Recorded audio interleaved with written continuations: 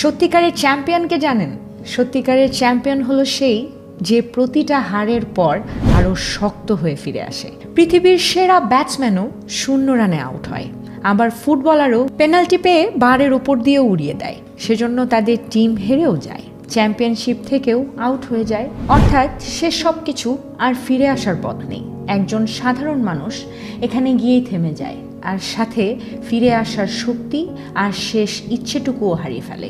আর ঠিক উল্টো দিকে একটু চিন্তা করলে দেখা যায় অসাধারণরাও থেমে যায়, কিন্তু তারপর নিজেকে তারা জ্বালায় পোড়ায়, আরও শক্ত করে বানিয়ে নেয় ভেতর থেকে। তারপর আরও ম্যাচুরিটি আর কমিটমেন্ট নিয়ে দ্বিগুণ বেগে ফিরে আসে। আঘাত তারাও পায়, কিন্তু দ্বিগুণ বেগে ফিরে এসে তারা সেই আঘাতের দাগও মুছে ফেলে দেয়। যন্ত্রণায় তারাও ভোগে, কিন্তু নিজের প্রচেষ্টা দিয়ে সব যন্ত্রণা মিটিয়ে নিতে জানে।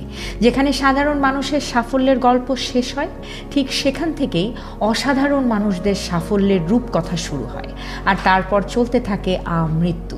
পৃথিবীতে জেতার ক্ষমতা প্রত্যেকটা মানুষের আছে। প্রকৃতি প্রতিটা মানুষকে সেই ক্ষমতা দিয়েছে, কিন্তু এই নাছোড়বান্দা মানসিকতাই আসল ফারাক গড়ে দেয় শেষে সাধারণ আর অসাধারণ মানুষের মধ্যে। যে একবারও হারেনি তাকে চ্যাম্পিয়ন বলা হয় না।